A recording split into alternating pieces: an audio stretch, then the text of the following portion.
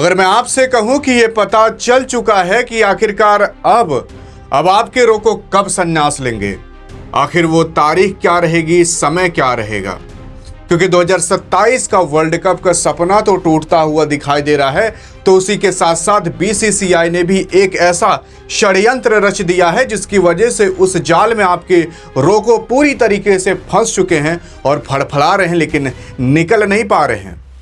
और निकलने का मतलब जब ये अपने मुंह से कह देंगे रिटायरमेंट, तब उस जाल से निकल पाएंगे।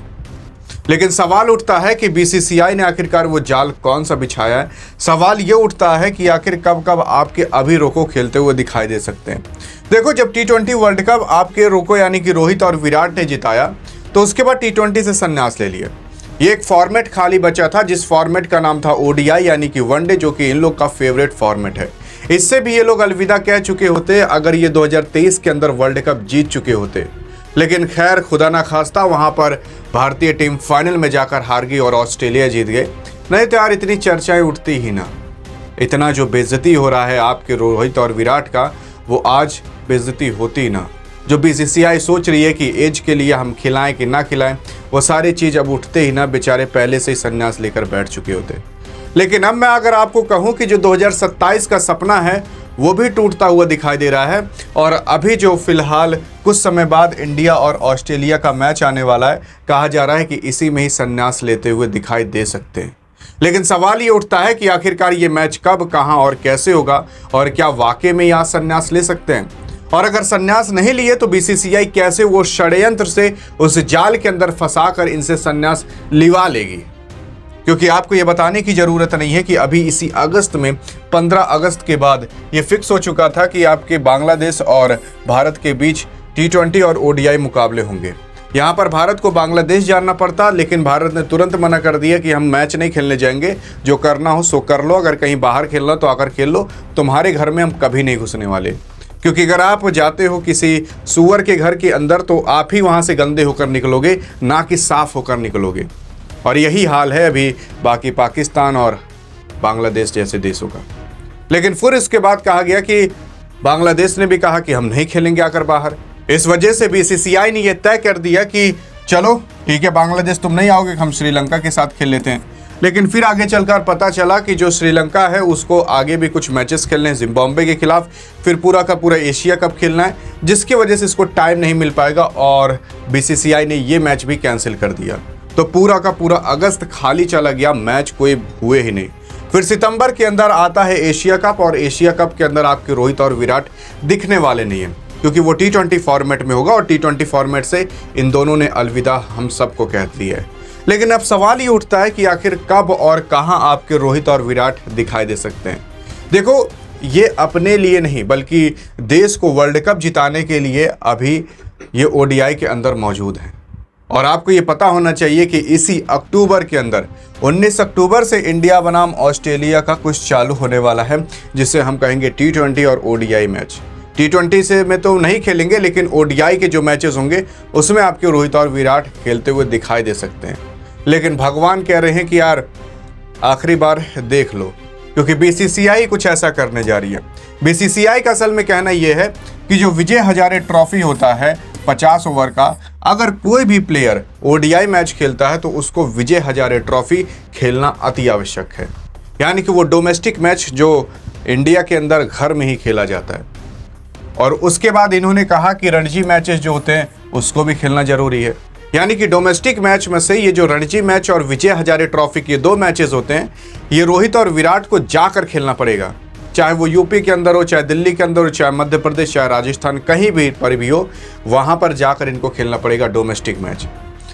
अब यहां पर अगर रोहित और विराट इस चीज पर राजी हो जाते हैं, तब कहीं जाके आपकी रोहित और विराट को 2027 तक खेलने को दिया जाएगा, और 2027 तक जितने भी विजय हजारे ट्रॉफी रणजी मैचेस होंगे वहां पर आपके रोहित और विराट को पार्टिसिपेट करना पड़ेगा।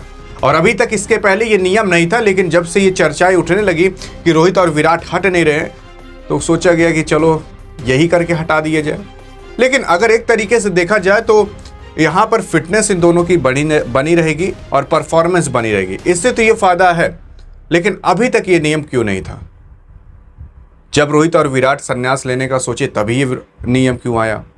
उसी के साथ साथ रोहित और विराट को उनको पता है कि 2027 तक क्या पता ये ना खेलें, और अगर नहीं खेलते तो सिंपल सी बात है, वर्ल्ड कप में तुम नहीं जा पाओगे। आपको खेलना अति आवश्यक है, ये बीसीसीआई का नियम है। अभी कुछ समय पहले जब टेस्ट के अंदर हुआ था इन लोग का खराब परफॉर्मेंस, तो उसके बाद इनको रणजी मैच खेलने जाना पड़ा था, डोमेस्टिक मैच का। अब 2027 तक अगर ये रणजी मैच विजय हजारे ट्रॉफी खेलते रहते हैं, फिर जो इंडिया के लिए मैचेस होगा उसको भी खेलते हैं, तब 2027 के लिए जाकर ये खेल पाएंगे। देखो, एक तरीके से तो ये अच्छा है क्योंकि इनकी परफॉर्मेंस और फिटनेस बनी रहेगी। लेकिन क्या आपको लगता है कि रोहित और विराट 2027 तक ये दोनों मैचेस खेलते रहेंगे? अब ये तो रोहित और विराट से अच्छा कोई नहीं जान पाएगा, लेकिन फिलहाल अगर आपके रोहित और विराट नहीं खेलते तो आपको पता है क्या होगा? जो इंडिया और ऑस्ट्रेलिया का मैच आने वाला वहीं पर संन्यास ले लेंगे।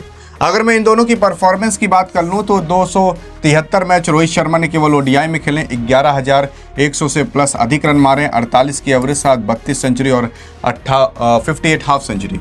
अगर आपके विराट कोहली की बात कर लें तो 302 मैच ओडीआई के खेले हैं, 14,181 रन, 51 की एवरेज साथ 51 सेंचुरी और 74 हाफ सेंचुरी। ये इनका स्टैट है और ये इनका स्टैट है। लेकिन अगर बात करें कि भाई कब मैच होगा, तो 19 अक्टूबर से चालू होगा।